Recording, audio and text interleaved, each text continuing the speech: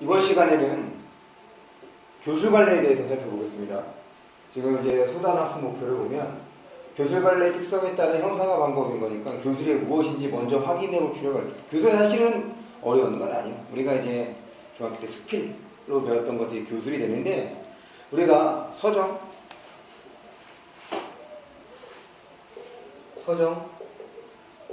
서사, 교술, 이런 용어들을 공부하고 있으니까 그런 측면에서 이 교술이라는 말도 한번 설명을 해볼게. 일단 서정, 서사에서는 서술이었던 거고, 정은 정서, 사는 사건, 극은 이것이 이제 공연을 전제로 하고 있다. 그래서 서사와 극을 파악하는 방법은 똑같았지. 인물을 중심으로 처리를 하되 안 돼.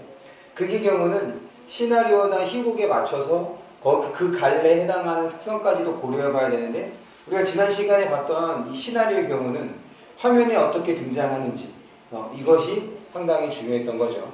그러면 이번 시간에 이제 교술에 대해서 살펴보겠는데, 이 교자가 무슨 교자면 가르칠 교자야.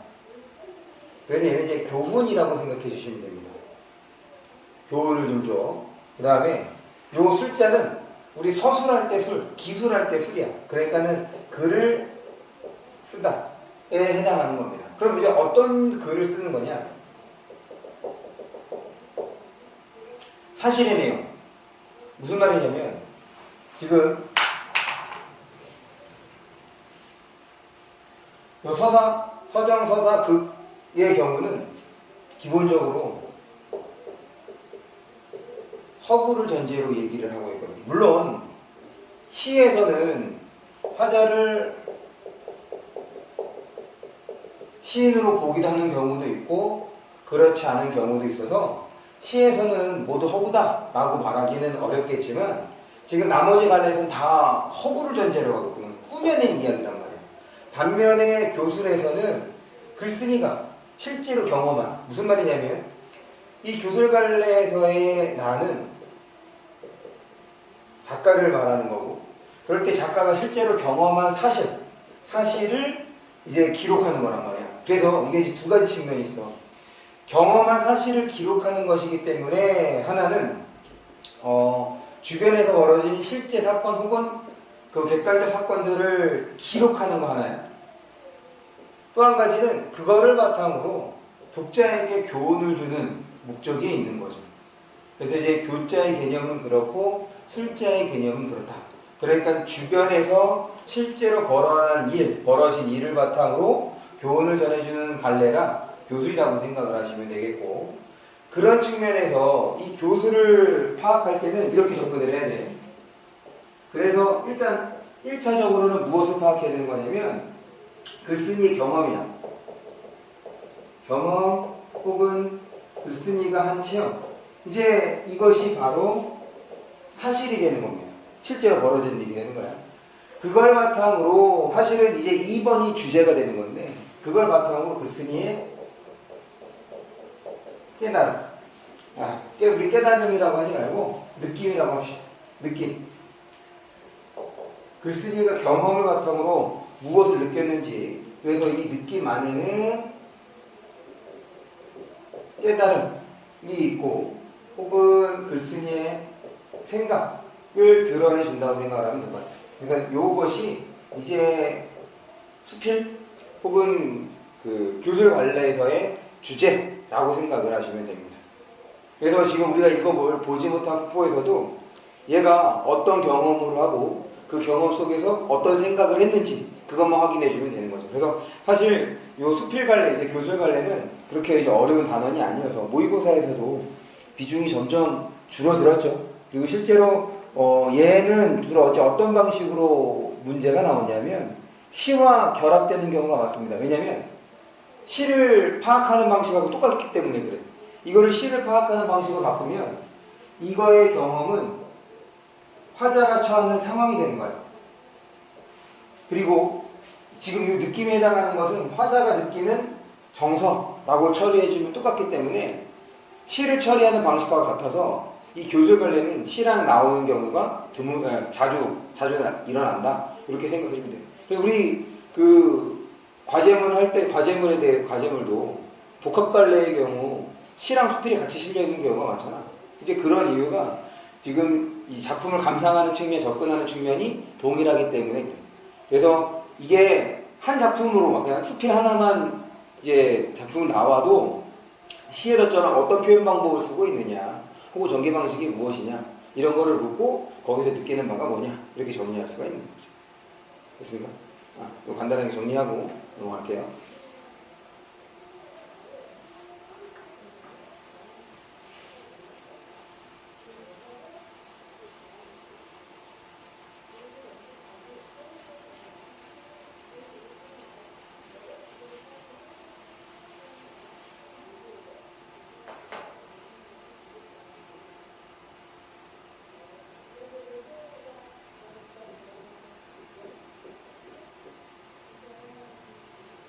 이제 본문을 보겠습니다.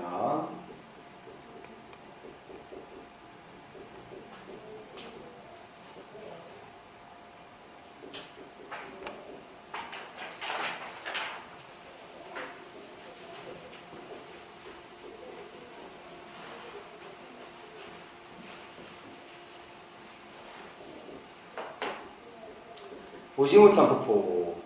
사실 이거를 이제 보면 뭐 그렇다고 큰 깨달음을 주거나 그런 건 아니거든.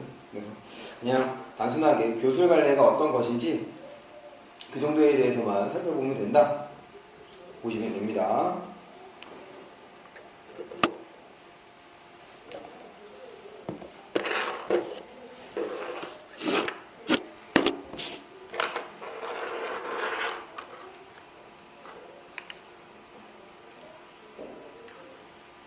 풍패동의 동쪽은 바로 느만곡이다. 그 물이 서쪽으로 흘러 소월석 아래에 이르러 대천으로 들어간다. 우리지.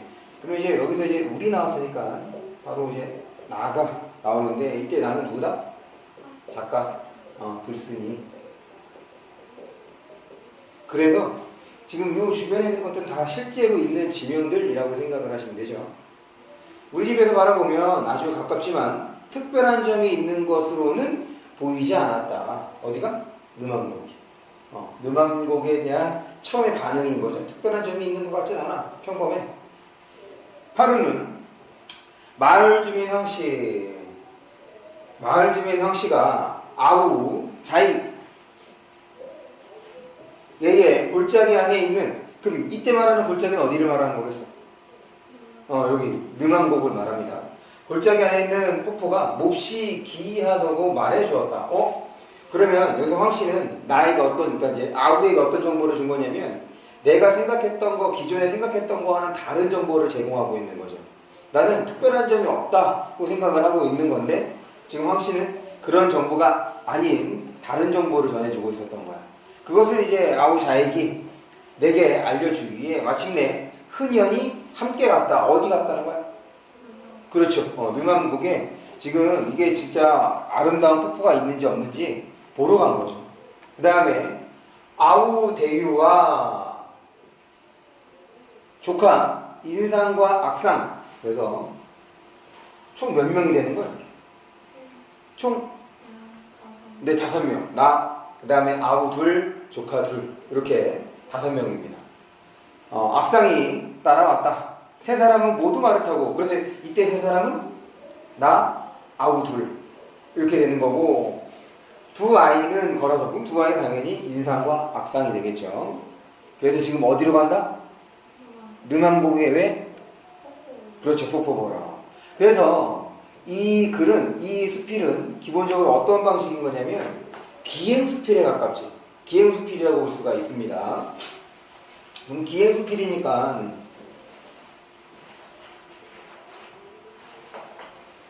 우리 이제 기행문이야.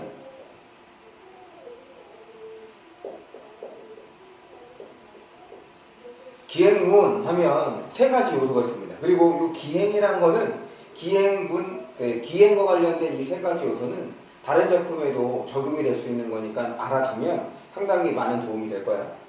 여정, 견문, 감상으로 나눠볼 수가 있어.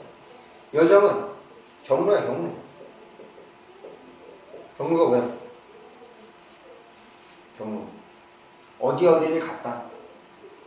그러니까 여기에서는 이제 느만국이 되는 거죠. 근데 느만국 가기 전에 이제 어디를 뭐 거치고 그런 게 나올 거고. 사실 여기 궁극적으로는 폭포를 보러 가는 거기 때문에 폭포를 볼 때 어디를 거쳐서 갔는지 그게 이제 여정에 해당한다고 생각하면 돼요. 그 다음에 견문은 보고 들은 겁니다. 그 견자가 볼 견자고 문자가 들을 문자인 거니까 요거는 보고 들은 사실에 해당하는 거예요. 그 다음에 이제 감상은 당연히 느낌이 되겠죠. 여기서 이제 중요한 요소는 얘가 되는 거지. 뭘 보고 어떤 생각이 들었는지가 되는 거예요. 그래서 이게 지금 느만곡에 있는 폭포를 보러 가는 과정을 보여주는 것이기 때문에 기행문의 요소로 접근을 하는 것도 괜찮다. 그것이 훨씬 더 글의 내용을 정리하는 데 도움이 될 거예요. 이겁니다. 골짜기 어귀에 이르자 인가 선어체가 보였다. 그럼 이때 골짜기 어귀는 느만곡 입구가 되겠죠. 이제 느만곡 입구가 되는 거예요. 처음에 느만곡 입구부터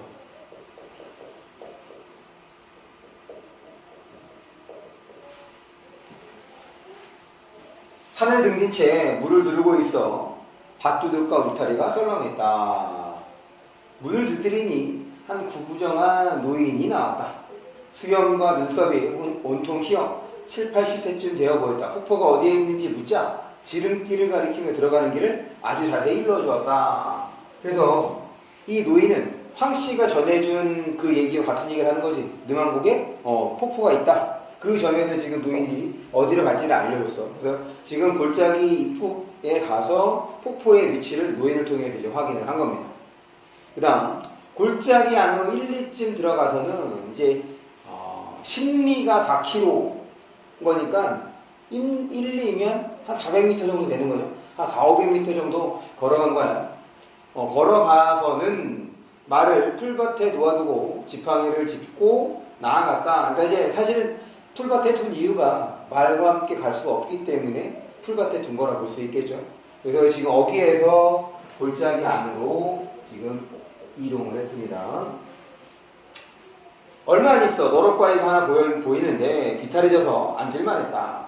물이 그 위를 쟁글대며 흘렀다. 지금 거기서 본 거죠. 너럭바위, 그 다음에 그 바위 위를 물이 흐르는 모습을 보고 있는 거야. 그리고 소나무 두 그루, 이거 다 본 거. 너럭바위 봤고, 그 다음에 물 흐르는 거 보고, 소나무 두 그루.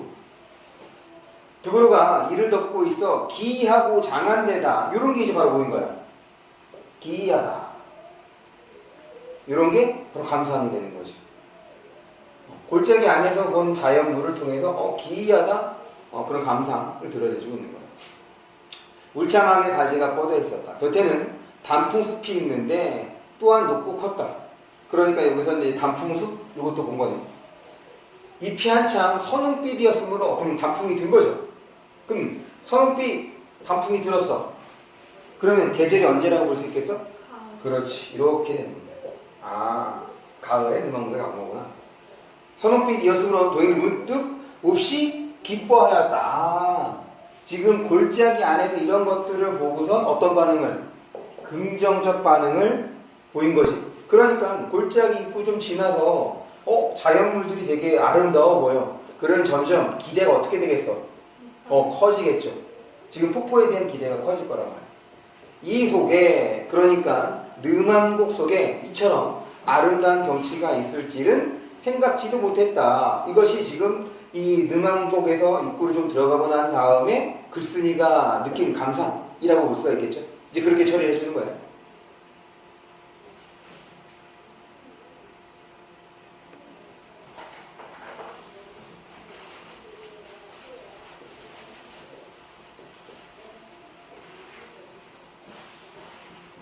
이번에는 어디로? 이번에는 오솔길로 들어섭니다. 오솔길이 구리굽이 이어지면서 여러 차례 좋은 곳을 얻게 되니 그러니까 계속해서 지금 기대감이 높아지고 있어. 나아가면 갈수록 더 기뻐할 만했다. 하지만 폭포로 들어가는 길을 놓쳐서 지금 얘의 목표는 폭포를 보러, 지금 이제 기이한 폭포, 아름다운 폭포를 보러 가는 건데 일단 그 앞에서 노인이 얘기해 준 길을 찾지 못했나 봐. 그거를 잃은 거죠. 찾지 못하고 그저 시내를 따라 올라갔다. 그러니까 지금 시내를 따라 올라갔다는 얘기는 잘못된 경로죠. 지금 폭포와는 거리가 없는, 관련이 없는 길인 거야. 그렇게 5, 6리쯤 갔는데도 한 2km가 되는 거죠. 그러니까 생각보다 꽤 올라, 산에서 2km 올라갔으니까 꽤 된 거지. 폭포는 종래에 찾을 수가 없었다. 당연하지. 지금 폭포로 들어가는 길을 놓쳤다고 알고 있으니까 당연히 폭포죠. 지쳐서 바위에 앉아 산 과일을 따서 먹으며 사방을 둘러보았다. 맷뿌리는 빙 둘러서고 산마루는 첩첩인데 시내 골짜기는 깊고도 그윽하다. 그러니까 지금 이 골짜기에 대해서도 긍정적 반응을 보이고 있는 거야. 온통 설이 맞은, 또 설이도 이제 계절적 배경을 드러내주는 표현이라 할 수 있겠죠. 설이 맞은 숲에 붉고 누런 단풍뿐이었다.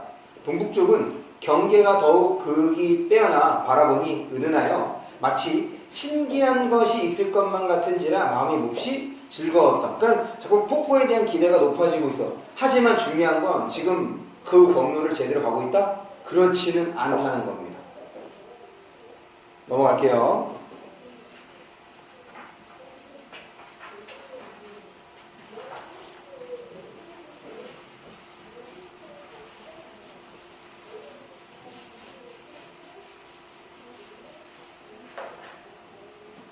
나르님이 뉘엿해졌지만 또 폭포를 놓칠 수 없어. 시간이 흘렀네. 산에서 사실 해 질 때 있으면 위험하거든.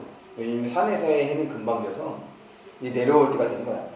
또 폭포를 놓칠 수 없어. 다시금 옛 길을 따라서 내려가 비로소 한 갈래 나아가 빠져서 시내를 따라 올라갔다고 했지. 그런데 그 길은 잘못된 거였잖아. 시내를 따라 올라가기는 잘못된 거야. 그래서 지금 옛 길을 따라서 내려온 거야. 잘못 들었으니까. 한 갈래 좁은 길을 찾았다. 새로운 길이지. 자기네가 갔던 길이 아닌 거예요. 그러니까 뭐일 가능성이 높으냐면 지금 이게 폭포로 가는 길일 가능성이 높은 거야. 그런데 앞에서도 그랬지만 지금 이제 2km 정도 올랐단 말이야. 5, 6km 올랐기 때문에. 그러니까 생각보다 당연히 힘들지. 그리고 다시 이제 내려왔어. 그리고 해도 지고. 앞서 노인이 일러준 것과 비슷해서 시험삼아 그 길을 따라가 보았다. 얼마 못 가. 바로 산등성이로 점점 올라가기만 한다. 이게 중요합니다. 이제 길 찾아서 가는데 이게 중요한 이유가 뭐냐면 폭포야. 폭포는 당연히 뭐가 있어야 돼? 물이 있어야 돼. 그러니까 일반적인 생각은 이거거든. 결국 이게 산이니까 요 시내를 따라 산에서 흐르는 물을 따라 올라가면 결국 그 근원이 있을 거란 말이지. 그러니까 이제 그런 생각으로 처음에는 어떻게 했어? 시내 따라 올라갔다고. 그런데 잘못 올라가니까 이거 이 길이 아닌 것 같은데? 근데 혹시 몰라서 시내가 있으니까 따라갔는데 당연히 못 봐서 다시 내려왔단 말이야. 내려와서 지금 벌써 앞에서 입구에서 노인이 알려준 그 길을 찾아서 갔어. 갔는데 웬걸 자기가 생각했던 그런, 그러니까 일반적으로 생각해 볼 수 있는 길은 아니었던 거지. 왜? 산등성이거든. 물이 안 보여. 마침내 폭포가 있는 곳을 알 수 없었다는 얘기는 가다가 뭐 하는 거겠어? 가다가 멈춘 거지. 지금 얼마 못 가 바로 산등성으로 점점 올라가기만 했어. 아니 이제 물이 좀 보이고 그래야 돼. 폭포가 있는 곳이라고 한다면. 그런데 그게 없으니까 이거 이 길이 아닌가? 이런 생각이 들 가능성이 높거든. 마침내 폭포가 있는 곳을 알 수 없었다. 중요한 건 이게 끝까지 올라갔다는 얘기가 아니란 말이야. 끝까지 올라가서 폭포가 없는 것을 확인한 게 아니거든. 계속 볼게요. 얼마 후 골짜기 안에서 사람 소리가 들렸다. 자익이 먼저 시내로 내려갔다가 당연히 이거는 옳은 길이야, 틀린 길이야? 그렇지, 틀린 길이야. 여기가 폭포로 가는 틀린 길이지. 왜냐? 앞에서는 시내를 따라서 올라가서 지금 확인하지 못해서 내려왔으니까. 내려왔다가 다른 길인 거고, 지금 자익은 요 나의 일행하고는 다른 길로 간 거지. 왜냐? 나는 어디로 갔어? 산등성이로 갔단 말이야. 자익은 다른 길로 간 거지. 기존의 길이라고 할 수 있겠네. 왜? 아까 전에 시내로 올라갔다가 못 봐서 다시 내려왔으니까. 내려갔다가 이곳에 이른 것이었다. 그의 말, 자기가 폭포를 보았다 하므로 그럼 이렇게 된 거네. 지금 이렇게 같이 갔다가 이 새로운 길을 보고서 얘는 이쪽으로 간 거고 자기가 그냥 그 길 따라서 딱 내려갔나 봐. 그러다가 이곳에 이른 것이었다 라고 얘기를 했으니까 지금 다시 얘가 있는 대로 온 거네. 됐어? 그래서 이제 그의 말이 자기가 폭포를 보았다 하므로 뭐 시내에 갔으니까 뭐 자그마한 폭포가 있었겠죠. 어찌 생겼더냐고 묻자 검은 바위가 드럽게 겹겹이 포개져 있는데 약한 물줄기가 이를 덮고 조금도 볼만한 게 없다고 했다. 다시 지금 시내로 내려갔다가 이곳에 왔다 그랬어. 됐어? 그러니까 이제 원래 그 노인이 알려준 길이 아니었고 폭포 비스무리한 것이 있었나 봐. 이제 그거를 보고 이 자익은 뭐라고 생각을 한 거겠어? 황 씨가 얘기해준 혹은 그 골짜기 입구에서 노인이 얘기해준 폭포라고 생각을 한 거겠지. 그래서 볼게요. 내가 대유와 서로 보면서 입을 벌려 웃으며 말했다. 그러니까 아까 자익은 따로 있었던 거고 그 다음에 대유랑 같이 있었네. 이런 것을 구경하고자 발품을 팔겠는가? 그러면은 그렇지 않겠다는 얘기인 거지. 그래, 보지는 못했지만 자익의 설명을 지금 자익의 폭포를 봤다고 얘기를 했으니 지금 사실 누구의 말을 믿겠어? 처음 본 노인의 말을 믿겠어? 아니면 황 씨의 말을 믿겠어? 그것보다는 자기 동생의 말을 믿는 거야. 자기 동생이 폭포를 봤다고 얘기를 했고 그 폭포가 볼품 없다고 하니 뭐야 굳이 지금까지도 충분히 좋은 경치를 봤을 테니까 굳이 마침내 가지 않고 돌아와 비탈진 바위 위에서 밥을 먹었다. 자익이 웃으며 말했다. 오늘 이후로 마땅히 천하의 말만 번드레한 못 믿을 사람들이 인사들이 더욱 싫어질 탑니다. 왜냐면 지금 황 씨의 말 때문에 이 느만곡에 오르게 됐던 거니까 그것처럼 그냥 말로는 믿을 게 못 되네. 지금 그 얘기를 한 거죠. 자신의 경험을 통해서. 그러니까 이게 뭐가 여기서는 1차 문제가 뭐냐면 자신이 본 폭포가 황 씨가 얘기한 폭포라고 생각했기 때문에 이런 결론에 이르는 거잖아. 그러니까 자신이 한 과정, 그 폭포를 보기 위해서 걸어간 과정에 대해서는 생각해보지 않은 거야, 깊게. 그 길이 옳다고, 자신이 선택해서 간 길이 옳다고 생각을 하는 거지. 그런데 위에서 얼핏 이 나를 통해서 나왔지만 지금 제대로 노인이 알려준 대로 간 길이 아니었어. 사실 시킨 대로 하지도 않았으면서 그냥 이렇게 결론을 내버린 거죠. 그럼 이때 한 웃음은 당연히 긍정적 의미의 웃음이겠어? 아니면 부정적 의미의 웃음이겠어? 그렇지. 그 다음에 나오는 내용이 부정이기 때문에 부정적 의미의 웃음. 그래서 쓴웃음, 혹은 뭐 냉소, 혹은 조소 이렇게 말할 수 있겠죠. 계속 봅니다. 황 씨에게 속고만 것을 유감스러워한 것이었다. 그런데 우리가 읽어봐서 알겠지만 지금 자신이 그 폭포를 보러 갔던 과정에 대한 그런 성찰은 없어. 그냥 자신이 본 게 황 씨가 얘기한 그거다라고 믿고 그거에 대한 이제 생각을 드러내는 거죠. 계속 봅니다. 사실 이 글이 이제 충분히 좋은 글이 될 수 있었는데 거기까지 나아가지 못한 게 조금 내가 생각할 때는 아쉽긴 하거든. 왜냐면 조금 더 성찰했으면 자신이 이제 갔던 과정과 그 다음에 이제 되돌아왔던 과정 그리고 노인의 말 이런 것들을 통해서 조금 더 좀 깊은 내용을 드러낼 수 있었는데 여기 끝부분을 보면 사실 내용의 깊이가 그렇게 막 깊지는 않으니까 볼게요. 산에서 내려온 뒤 길을 알려준 노인을 만나본 것을 본 것. 그러니까 누가 본 거야 이거? 지금 나랑 대현은 봤어 못 봤어? 폭포 못 봤어. 누구에게서 들은 거야? 아니지. 폭포는 여기에서 폭포를 본 사람은 누구야? 이 일행 중에서 폭포를 본 사람 누구밖에 없어? 자익밖에 없잖아. 그런데 자익이 본 폭포는 자익이 생각할 때 폭포였던 거지. 그래서 그러니까 노인을 만나 본 것을 얘기한 것은 누가 본 거를 얘기하는 거냐면 자익이 본 폭포를 얘기하는 거지. 얘기하자 노인이 말했대. 아닙니다. 그 위에 진짜 폭포가 있습니다 라고 얘기를 했으니 지금 자익이 본 폭포의 존재에 대해서도 노인은 아는 거야 모르는 거야? 그렇지, 알고 있는 거야. 그러니까 이 노인이 그 폭포를 보러 왔다, 폭포를 보러 왔다고 처음에 일행이 입구에서 얘기를 했을 때 제대로 된 길을 알려준 거 아니야. 됐어? 그런데 이제 그 길에 대해서 뭐 했어? 의심했다고. 왜? 산등성님만 나오니까. 자신의 일반적인 생각, 폭포를 보러 갈 때는 당연히 물길을 따라서 가야 되는 건데, 그러니까 앞에서도 뭐 했어? 길을 놓쳤지만 뭐 했어? 시내를 따라서 올라갔거든. 물길을 따라서 올라갔단 말이야. 그러면 내가 생각할 때 이것이 좀 깊은 내용을 담으려면 그거에 대한 어떤 그 깨달음을 드러내주면 좋잖아. 일반적으로는 그랬는데 내가 그 노인의 말을 믿지 못하고 멈추는 것.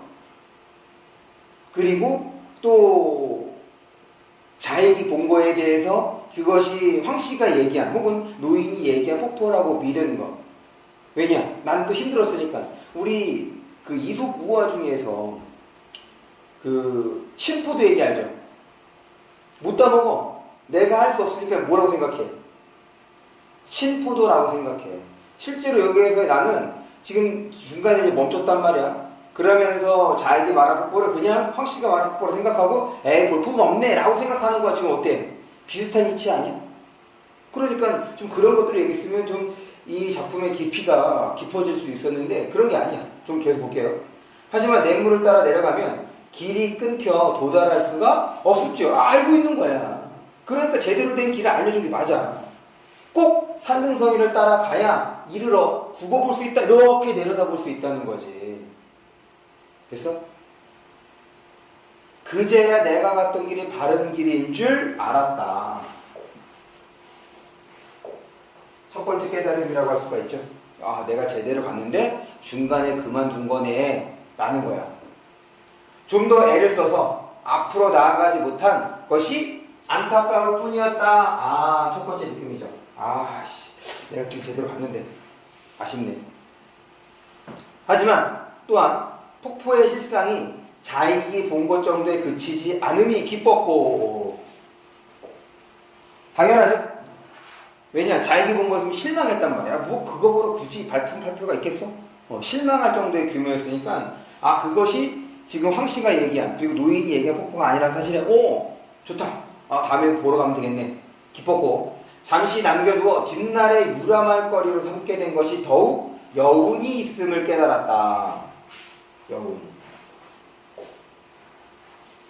안타깝고 기뻤고 다음을 기약할 수 있다는 측면에서 이제 여운이 되는 거죠. 그러니까 얼마나 좀 뭐랄까 1차원적이야. 제대로 갔네? 이번에 못 갔으니까 다음에 보러 가야지. 지금 그것뿐이잖아. 그것을 왜 중간에 멈췄고 그 다음에 왜 돌아오게 됐는지 나는 거기에서 좀 더 깊이 좀 돌아갔다면 이것보다는 좀 더 깊이 있는 글이 되지 않았을까. 그 점이 조금 아쉽긴 합니다. 어쨌든 여기에서 바로 이 부분이 나가 깨달은 바야. 나의 깨달은 바. 깨달음.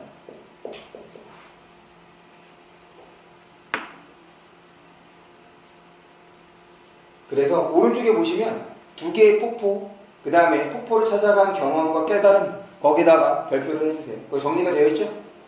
네.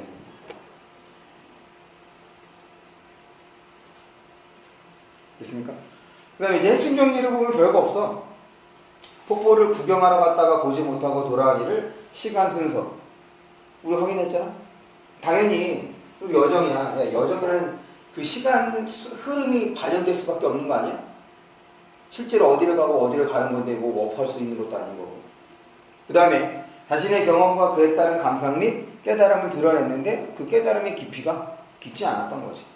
그래서 우리 어디를 보냐면 학습활동을 보는데 뭐 1번은 어렵지 않죠. 지금 어디를 갔다 온 거야. 중요한 건 이거야. 지금 2번의 1번은 우리가 확인한 그냥 나가 느낀 거 그대로 정리해 준 것 뿐입니다. 됐어? 이건 그럼 어디를 볼 거냐면 내가 생각할 때는 오히려 2번이 좀 더 나은 것 같아. 볼게요. 이 작품을 읽고 내가 느낀 바가 무엇인지 얘기해보자. 첫 번째 점이야. 글쓴이가 조금만 더 폭포를 찾았다면 진짜 폭포를 볼 수 있었을 텐데 그러지 못한 점이 안타까웠대. 그래서 이거는 똑같이 나도 느꼈던 거니까 그 다음 겁니다.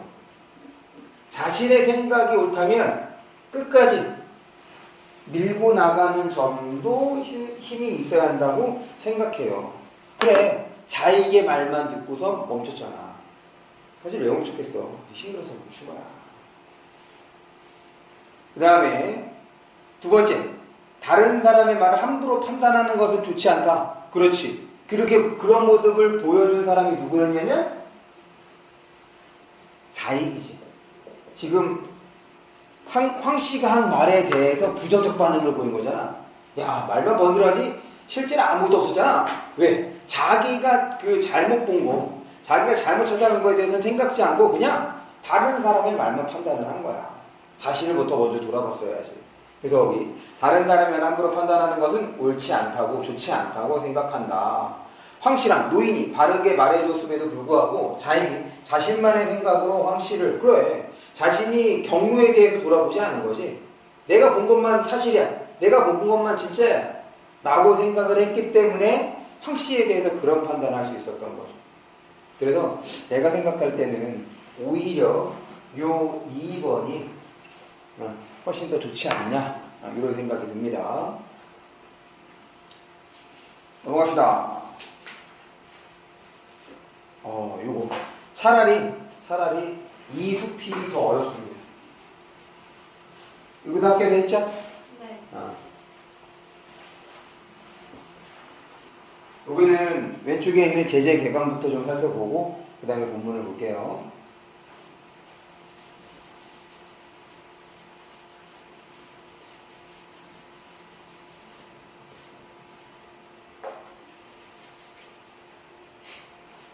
제재 핵심 정리, 수필이고 체험적, 교훈적. 주제, 삶의 실제적 본질을 추구하는 것의 중요성. 이건 말이 좀 어렵네. 실제적 본질이래. 특징을 보시면 대조되는 예를 통해, 그러니까 어떤 점이 긍정적 의미가 있는 거고 어떤 점이 부정적 의미가 있는 것을 따져주고, 글쓴이가 지향하는 삶, 그래, 실제적 본질이야. 그럼 실제적 본질이 뭐냐? 이건 본문을 통해서 확인해 볼 수 있겠습니다. 특징을 보시면 두 번째 점이야. 유추에다가 동그라미 쳐주시고, 유추는 두 대상의 공통점을 활용하는 방식을 말해. 두 대상의 공통점을 활용하는 방식이야. 여기서의 구체적인 사례들로부터 인생의 의미를 생각해 보는 거거든. 그래서 유추 옆에다가 뭐라고도 써주시냐면 확장이라고도 써주세요. 이런 구체적 경험을 통해서 보다 좀 추상적인 내용으로 인생의 의미가 무엇이냐, 인생을 살면서 어떻게 살아가야 되는 것이냐 때까지도 나아가는 방식이기 때문에 유추, 확장 이렇게 생각해 줄 수 있겠습니다. 그럼 이제 본문을 볼게요. 노인 목사 한 분이 있었습니다. 언젠가 그 노인이 내게 무엇을 설명하면서 땅바닥에 집을 그렸습니다 라고 하면서 지금 노인과의 일화, 어떤 노인과 만난 그 경험을 얘기하고 있는 겁니다. 그 그림에서 내가 받은 충격은 잊을 수 없습니다. 지금 경험은 노인을 만난 거고, 노인과 얘기를 나눈 거고, 그 노인에게서 충격을 받았다는 것이 일단 첫 번째 깨달음, 느낌이 되겠네. 봅니다. 집을 그리는 순서가 집을 그리는 순서가 판이하였기 때문입니다. 지금부터 그리는 우리의 순서와는 거꾸로였습니다. 그래, 우리 집 그릴 때 이렇게 그리고 하는 거잖아. 지금 그거야. 그러니까 지금 여기에서의 노인은 우리가 일반적으로 집 그리는 거와는 반대로 다르게 그렸대. 그럼 여기서의 노인은 이렇게 볼 수 있는 거죠.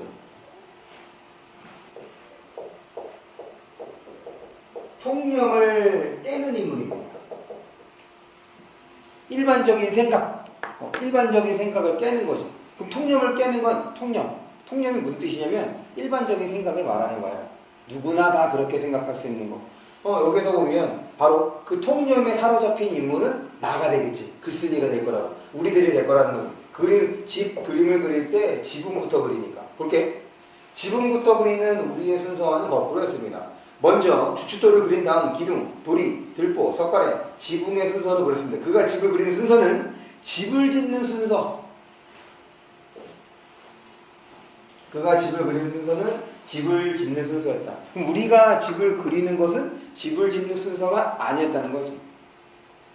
실제로 그럴 수 없음에도 불구하고 거기에 대해서 우리는 생각하지 않았던 거야. 그냥 집을 그렇게 그리는 거지 하고 그냥 생각했던 것 뿐이었죠. 봅니다. 일하는 사람의 그림이었다. 그러니까 실제로 집을 지어봤기 때문에 집을 그릴 때는 자신의 실제 경험을 반영해서 그리는 거였다는 얘기죠. 세상에 지금부터 지을 수 있는 집은 없습니다. 그럼에도 불구하고 지금부터 그려온 나의 무심함이 부끄러웠습니다. 뭐 한 거야? 부끄러웠다. 부끄러우면 무조건 반성입니다. 지금 그 노인 목수를 만나서 자신을 반성하고 있었던 거야. 지금 자신이 갖고 있었던 게 뭐야? 실제의 어떤 지식, 그러니까 실제를 바탕으로 한 지식이 아니었다는 충격을 받은 거죠. 그래서 나의 서가, 이건 책꽂이야, 책꽂이. 책장. 나의 서가가 한꺼번에 무너지는 낭패감이, 그럼 이때 말하는 서가는 뭐겠어? 글쓴이의 지식을 말하는 거죠. 근데 이 지식은 어디에서 비롯된 거예요? 실제 생활과, 실제와는 거리가 먼 지식이라는 거지. 그러니까 반성하는 거야. 내가 그동안 공부했던 게 실제와는 좀 거리가 있는 거구나. 그래서 볼게요. 나는 지금도 책을 읽다가 건축이라는 단어를 만나면 한동안 그 노인의 얼굴을 생각합니다. 상기합니다. 내가 그동안의 공부가 실제와는 좀 거리가 있었다는 걸 지금 깨닫게 된 계기가 바로 노인 목수와 만나게 된 거죠. 그럼 지식은 어떻게 된다는 거야? 지식은 실제를 바탕으로 형성이 돼야 된다는 거야. 실제를 바탕으로 형성된 지식만이 진짜 지식이다. 이런 생각을 우리는 유추해 볼 수, 끄집어낼 수가 있겠죠. 그래서 지금 이 노인 목수와의 경험이 지금 이 일화를 다시 한번 떠올리게 되는 거야. 그래서 이 노인 목수가 보여준 이거 하나와 그 다음에 차칠이라는 사람이 보여준 사례가 서로 어떻다는 거야? 대조가 된다는 거거든. 보겠습니다. 차칠이라는 사람이 어느 날 장의 신발을 사러 가기 위해 발의 크기를 본으로 떴습니다. 이를테면 종이 위에 발을 올려놓고 발의 윤곽을 그렸습니다. 한자로 그것을 탁이라고 합니다. 우리 탁본 들어봤죠? 본 뜨는 거. 그러나 막상 그가 장에 갈 때는 깜빡 잊고 탁을 집에 두고 갔습니다. 신발 가게 앞에 와서야 탁을 집에다 두고 온 것을 깨닫고는 탁을 가지러 집으로 되돌아. 멍청한 거지 이거. 제법 먼 길을 돌아가서 탁을 가지고 다시 장에 도착했을 때는 이미 장이 끝나고 시장이 끝난 거죠. 파하고 난 뒤였습니다. 그 사연을 듣고는 사람들이 말했습니다. 탁을 가지러 집까지 갈 필요가 어디 있어. 당신의 발로 신어보면 될 일 아니야. 이게 당연한 거잖아. 그러면서 이게 멍청함을 드러내주는 거죠. 아무리 하면 발이 탁만큼 뭐가 정확해? 탁이 정확해? 발이 정확해? 그래, 실제 발이 정확한 거야. 탁은 그 실제를 본뜬 거지. 그럼 본뜬 것과 실제를 중에서 얘는 어디에다가 주안점을 준 거야? 본뜬 거에다가 주안점을 준 거잖아. 실제가 아닌 거에다가. 그래서 볼게요. 주춧돌부터 집을 그리던 그 노인이 발로 신어보고 신발을 사는 사람이라면 나는 탁을 가지러 집으로 가는 사람이었습니다. 라고 다시 한번 반성을 한 거죠. 그러니까 여기서 차칠이는 일반적인 사람들, 그러니까 실제를 바탕으로 지식을 형성하지 않은 나와 같은 사람들을 의미하는 거라면 노인 목수는 실제를 바탕으로, 경험을 바탕으로 지식을 구축한 사람이라고 볼 수가 있겠죠. 탁과 족이 뒤바뀌어 있는 우리의 사고를 다시 한번 반성케 하는 교훈이라고 생각합니다. 우리가 지금 뭐에만? 탁에만 머물고 있는 거 아니냐.